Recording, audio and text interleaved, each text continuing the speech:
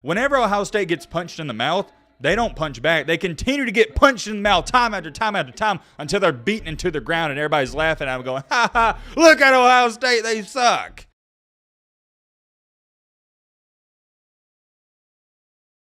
As a wise man once said, and he once told me, get your popcorn ready. And yeah, if you know what I'm talking about, it wasn't really a wise man. It was Lane Kiffin. Although I do respect him, he is a cornball at times. Anyways, that's besides the point. But seriously, get your popcorn ready because we got to talk about the matchup with, ironically, the Ohio State and Georgia.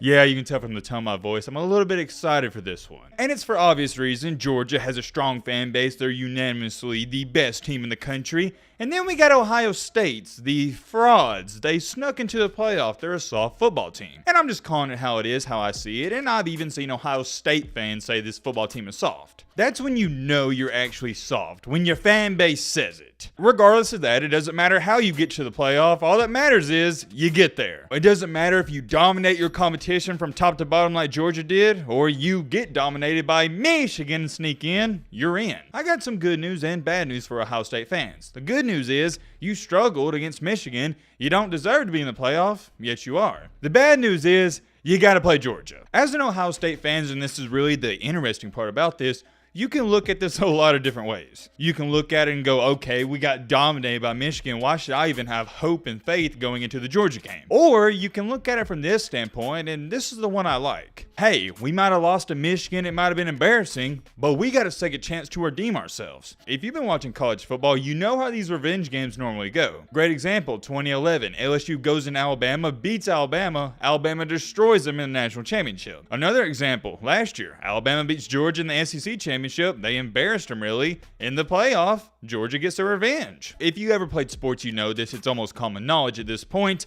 It's hard to beat a really good team twice. It just is. There's this certain stigma about it. And oh yeah, by the way, we're not doing no intro. We're just getting straight into it. If you haven't figured out by this point, we're here to talk about this Ohio State and Georgia game. It feels weird to me because it almost feels like it snuck up on us. I mean, the playoffs in 3 days. There just seems to be no hype about it. I don't know if that's due to this long layoff in between the games or the recruiting going on. I don't know. You don't see many people talking about it. I think a small reason for that though is because everybody's riding off Ohio State. Everybody's riding off TCU. I think about 90% of people, they just assume that Georgia's going to destroy Ohio State and Michigan's going to beat TCU, and Georgia and Michigan, they're going to play in the championship. And for those 90% of people that believe that, I don't think you're an idiot. I see where you're coming from. Why would anybody even give this Ohio State team a chance against Georgia? They got beat by 20 by Michigan, and they didn't even have their Heisman running back. On the flip side, for the TCU-Michigan game, everybody feels like TCU, they're fraudulent, they're the Cinderella team, and they don't even belong. Everybody thinks Michigan's just the bigger, stronger opponent, and they're going to wear them out in the second half. The Michigan-TCU game is giving me Alabama and Cincinnati vibes. It kind of feels like nobody's giving TCU a fighting chance, and the only reason we put them in the playoff is because they did have a great regular season. I will say this, I think TCU deserves to be in the playoff. They went undefeated in the regular season. You got to reward them. Aside from all of that, I'm not here to talk about the Michigan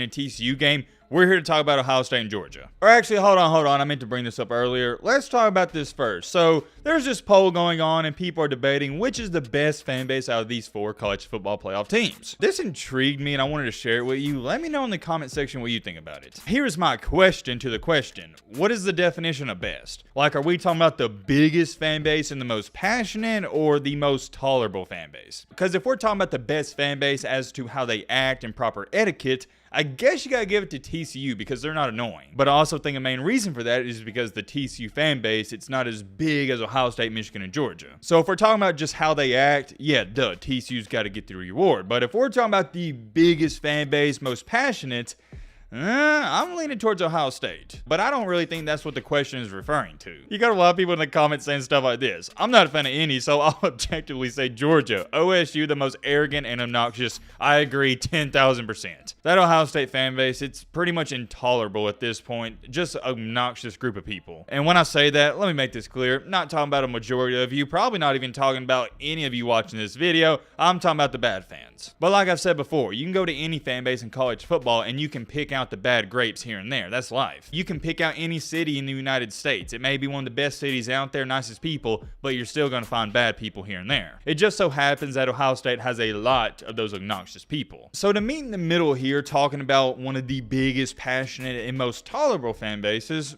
I'm going to say Georgia. Or actually, let me go back on that statement. I'll give it a tie. I'm going to say Georgia, Michigan, 1A, 1B. I rarely see Michigan fans being obnoxious, and same thing for Georgia fans. So I'm going to give the best fan base out of these 4 teams a tie. Georgia, Michigan. Like I said, it's controversial. Let me know your thoughts down below. Also want to share this with you. Raheem Jones, by the way, appreciate it, my man, sent me this on Twitter. So this is a top 10 players list for the college football playoff. My immediate reaction to this is, why in the world is Jalen Carter and Brock Bowers not in the top 3? The top 3 alone should be Marvin Harrison Jr., Brock Bowers, and Jalen Carter, whatever order you want to. Don't care. You want to put Marvin Harrison Jr. at 1? That's fine. You want to put Brock Bowers, Jalen Carter at 1? That's fine, but they got to be top 3. My other problem is, why is CJ Stroud at 10 and Max Duggan at 1? I mean, seriously, what are we talking about here? At number 3, they have a Wusagun.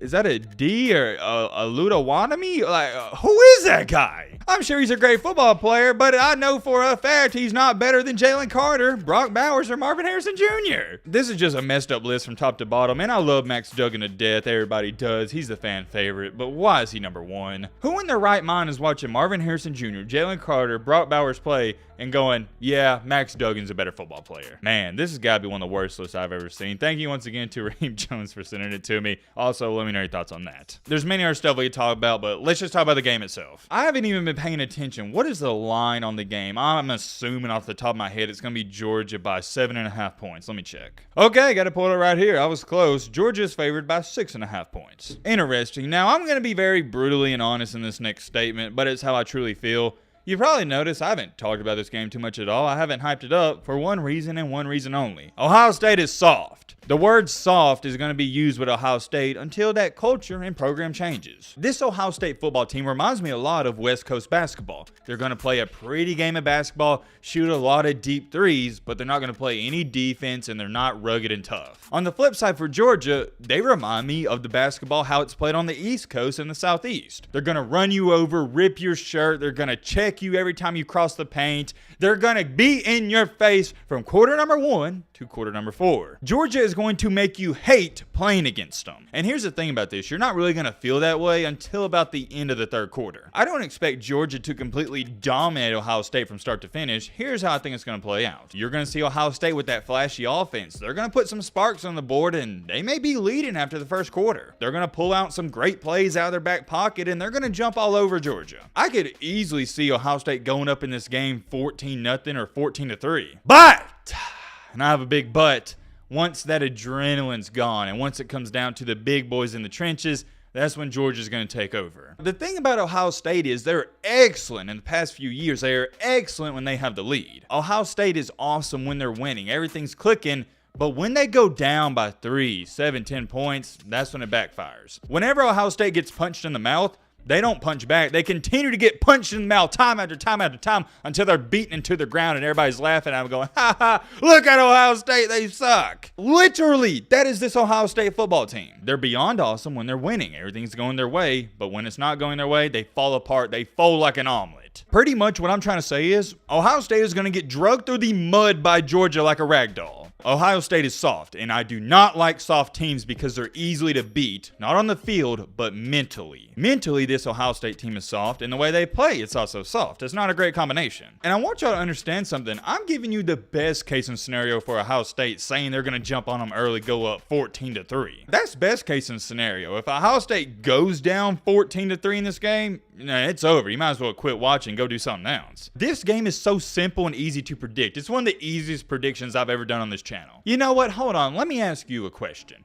Ohio State got their brains beat in by Michigan. So what do you think Georgia's going to do to him? Let me know. I'm just curious since Matt's crazy sometimes and he has bad takes. Notice I haven't even brought his name up, Georgia fans. You know who I'm about to say. Stetson DoorDash Bennett. Why? Because I don't think it matters. The one thing I will give DoorDash Bennett credit for is I know what I'm going to get out of him. The only time he's going to struggle is if Georgia is down by 14 plus points and he's got to make plays. And that hasn't even happened this season, and I'm not too sure if it's going to happen anytime this season. Stetson Bennett thrives when he can hand that ball off, come off of some play action, and here and there, he'll have a good pass. He's due to have 4, 5, 20, 25-yard passes a game, some dump-off screens to Brock Bowers, and that's all he's there for. I know what I'm going to get out of DoorDash Bennett. He's not going to be the reason Georgia loses this game. The only way that Georgia has a chance of losing is if Ohio State just dominates them on the offensive side of the ball and Ohio State puts up 45 points. The bottom line is, though, that ain't going to happen. Ohio State couldn't even score against Michigan. With all that being said, here's my score prediction. Once again, Ohio State is soft, and I will never ever in a million years pick a soft football team to win a football game. Will I pick a soft team in basketball to win a game here and there?